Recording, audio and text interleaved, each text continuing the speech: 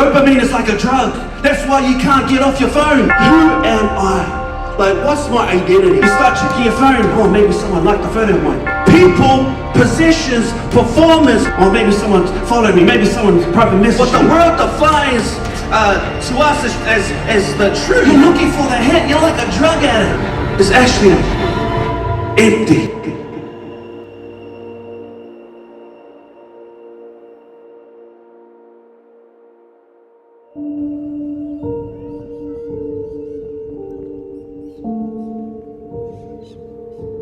Sturdy Park, Logan Lee was on the radar with council. There was a lot of fights happening down here.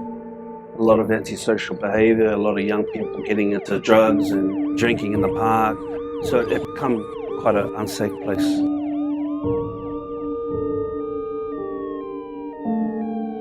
Logan City Council invested a lot of money to renovate the park. They really wanted to make sure that it was a safe place for young people to access.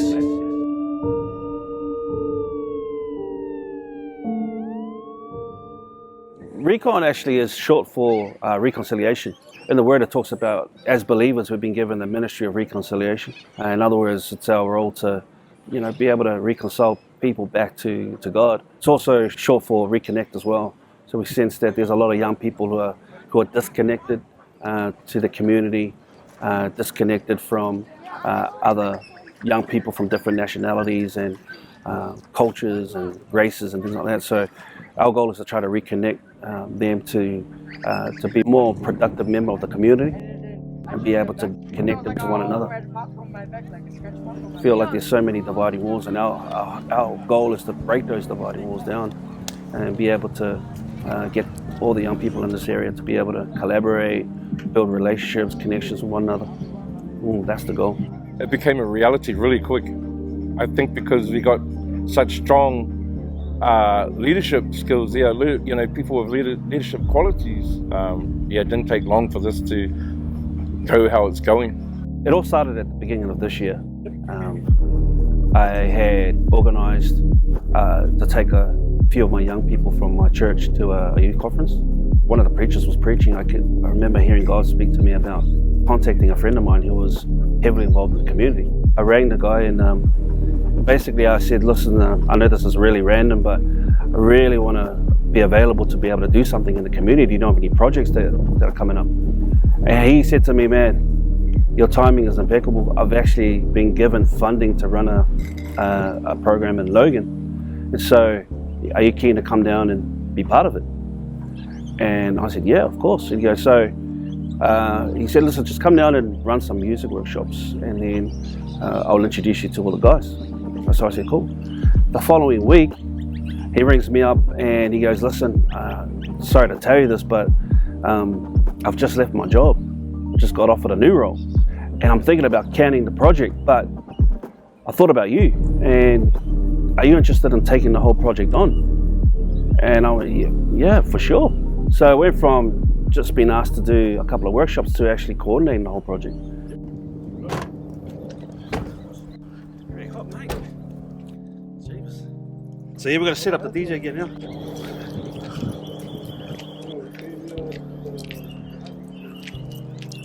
This is the community hall. We run a lot of arts programs in here, like crafts, arts and crafts. And hopefully we're going to start running some movie nights using the projector, have more families visit. So that's the goal.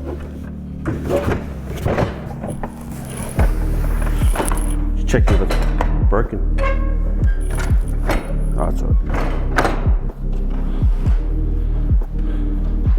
But I reckon when it gets too hot, we could probably do some stuff in here as well. So this particular community centre, it's been here for years. Before we came here, the young people weren't accessing the hall, whatever reason it was, I'm not sure, but one of our goals was the hall itself to be used for youth-related programs. The reports were a lot of the young people were throwing a lot of rocks at the centre. Now they're totally, they respect the space now and they've claimed it as their own. And seeing a lot of, productivity coming out of what we're doing here, especially with the young people getting involved in all the different workshops that we're provided. We offer graffiti art, so they can come and learn how to spray paint and all forms of graffiti. He's running that workshop.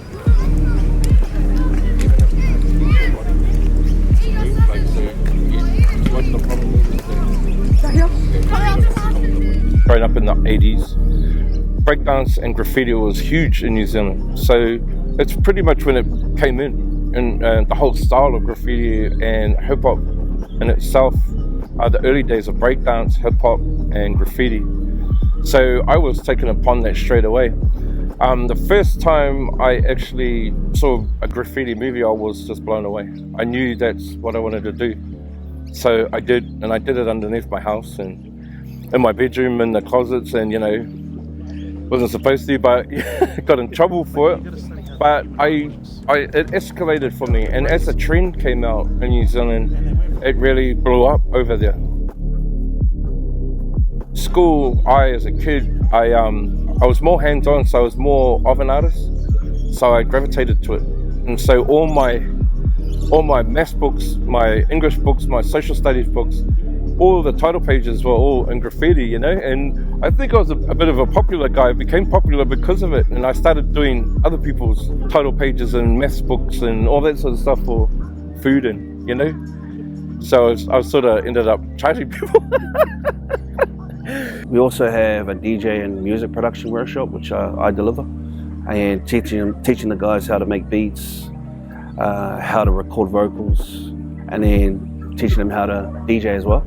So I've been DJing since 1998, so it's a long time now. Self-taught, bought my first pair of turntables back in 98, and then just spent hours just teaching myself how to DJ, and then from there I started getting into the house parties and different celebrations and things like that, and birthdays and weddings and things like that.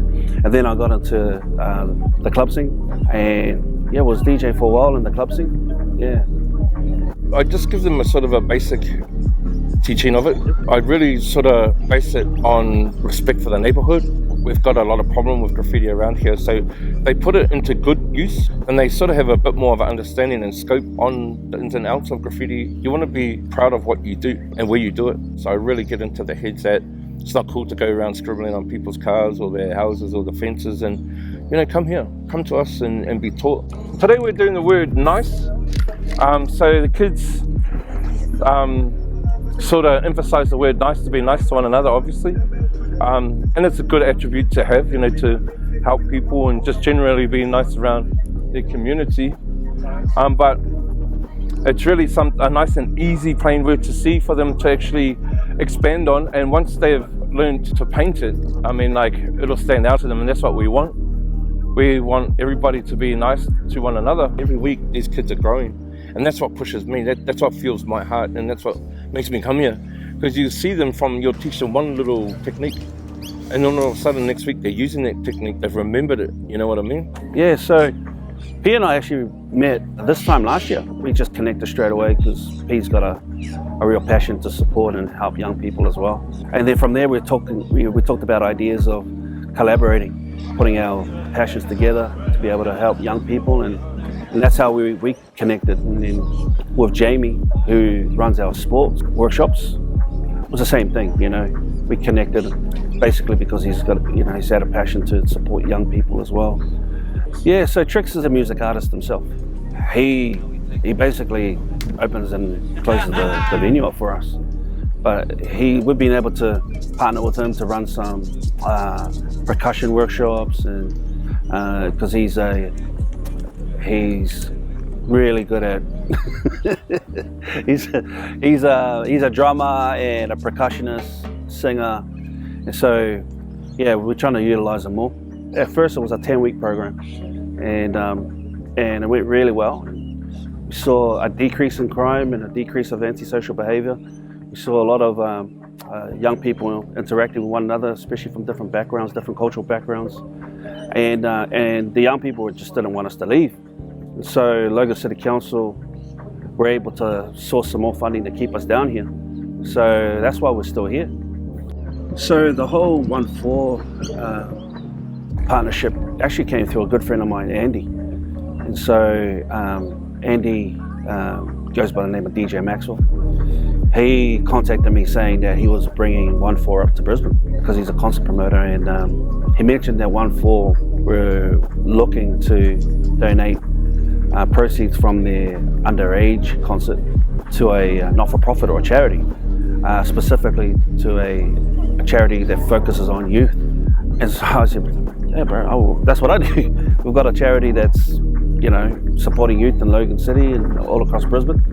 And so he went back to 1-4 with all our details and checked out our website and things like that. And then he got back to me and said that, 1-4's chosen us to receive their gift. And putting all that together is one thing, but then to put the idea to the boys and for them to come on board, not only agree, but to donate, obviously, their fee and the proceeds to give that to charity. The charities that we have chosen, ladies and gentlemen, is Rekon, which stands for Reconnection Youth Outreach Services. Trying to reconnect the youth back into some sort of program to try and put them on the right path for their future. So again, from the crew, HB Boys, 1-4, the promoters, everybody behind this, Full Clip Radio, Urban Wear, Fresh Crew, every single cent from this show here is going to these two wonderful charities. So please put your hands together, ladies and gentlemen. Ever since we've been here, we've seen the community change, especially in its kids, and that's where it starts. We hope through interacting with us and through our engagement with them that we're able to give them hope and be able to guide them and give them a pathway to be able to reach whatever goals that they may have in life.